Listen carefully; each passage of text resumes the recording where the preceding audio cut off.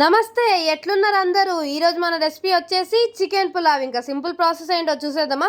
చూపించిన విధంగానే చికెన్ని మంచిగా కడిగి ఉంచుకొని అందులో తగినంత కారం, ఉప్పు, పసుపు, అల్లం ఎల్లిగడ్డ, గరం మసాలా, పచ్చిమిర్చి, ఉల్లిగడ్డ వేసి అది మంచిగా కలుపుకోండి.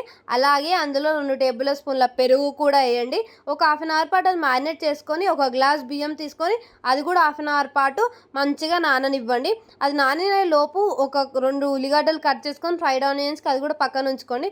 కుక్కర్ పెట్టుకొని అది హీట్ ఎక్కగానే కొంచెం నెయ్యి, నూనె, పచ్చి మసాలాలు వేసి అది వేగిన తర్వాత చికెన్ వేసి ఒక 60% ఉడికిన తర్వాత అందులో కొత్తిమీర, పుదీనా వేసి మీడియం ఫ్లేమ్లో ఒక 10 మినిట్స్ పెట్టుదాము. అది పెట్టే లోపు ఒక కడాయిలో నూనె పోసుకొని ఫ్రైడ్ ఆనియన్స్ అయితే వేయించుకొని పక్కన ఉంచుకుందాము.